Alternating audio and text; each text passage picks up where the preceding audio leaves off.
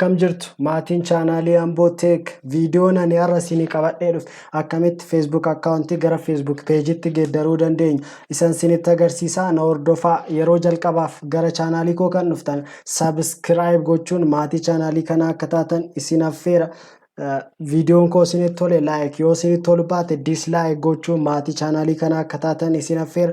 So Facebook page keenya gara hojiitti gala Facebook page keenya erga bannee booda maal goona linkiin jira linkii isaa description yookaan comment jalatti isinii barreessa jechuudha. So linkii kana copy goona jechuudha linkii kana description yookaan comment jalatti isiniifan barreessa achiin iddoo kana biratti www.facebook.com iddoo jedhu irratti paste goona jechuudha.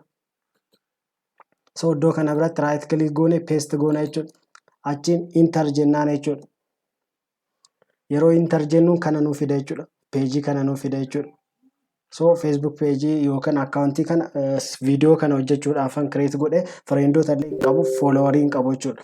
So get started isa jedhu irratti tuqxu jechuudha.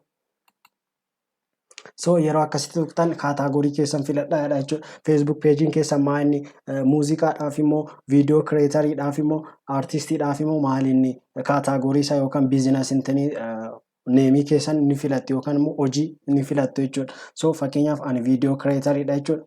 So viidiyoo creator waan feetan as keessa photographer'n jira waan barbaadan filachuu ni dandeessu jechuudha. So ani sadii ol filachuu ni danda'amu viidiyoo creatorii filadheera achiin next jettuun jechuudha iddoo kana biratti.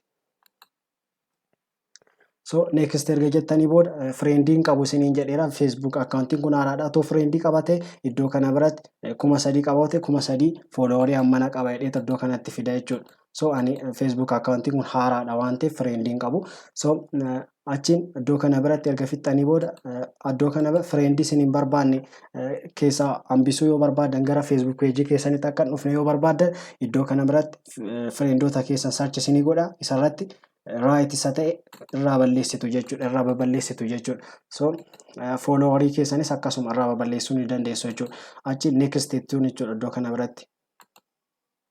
So erga next jettanii booda viidiyoon isin kana dura akkaawuntii keessan irratti gadhiistan akka gara Facebook peejitti dhufutti yoo barbaadan isarratti tuquu ni dandeessu jechuudha. Fakkeenyaaf footoo albama tokko qaba iddoo kana biratti right irratti godha jechuudha. Right irratti godhee booda next jedhaan jechuudha. Yoo footoon keessan baay'ee dhallee ta'e select all gochuu ni dandeessu jechuudha. Achi next jettuun. So iddoo kana biratti akkasitti isinii fida jechuudha. Waan isin gaggeessitan kana dura friendoota isin qabdan iddoo kana biratti isinii barreessa jechuudha. Video creator kaataagorii isaa iddoo kana biratti isinii barreessa footoo yookaan viidiyoo iddoo kana biratti isinii fida. Yoo barbaadan edit gochuu ni dandeessu jechuudha. Iddoo kana biratti edit gochuu ni dandeessu jechuudha. Achiin create page isa jedhu irratti tuqxu jechuudha. Erga fixxanii booda create page isa jedhu irratti tuqxu jechuudha. So process gochaa jira jechuudha. Amma Facebook page keenya create gochuudhaaf jechuudha. Step lamaan tokkotu nu hafa. So process gochaa jira. Yeroo jalqabaaf gara chaanaalii koo kan dhuftan subscribe gochuun dagatiin isiniin jedha. Viidiyoon kun isinitti tole like yoo isinitti tolu baate immoo dislike gaaffii qabdu ta'e comment jalatti naa barreessuu dandeessu jechuudha. Saatii barbaadanitti replay isinii godha jechuudha. So Facebook page kun banamaa jira jechuudha. Create ta'eera jechuudha. So iddoo kana biratti process gochaa jira. Xiqqoo connection isa baay'ee slow dha waan ta'eef process gochaa jira. Iddoo kana biratti isinitti mul'ata natti fakkaata process gochaa jira jechuudha. So process gochaa jira isa xiqqoo eeggattu jechuudha. Argitan miti Facebook page keenya create ta'aa jira jechuudha. So fira odaa isa jedhu irratti jechuudha.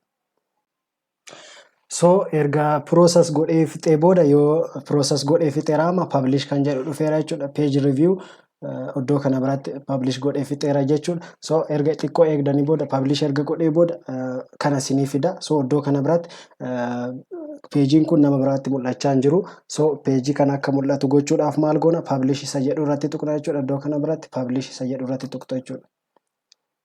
So publish gochaa jira amma achiin peejiin keessan ni banama jechuudha peejiin keessan. So peejiin keenya banamaa jira. Obsaan eeggadha neetworkiin xiqqoo haazaadha.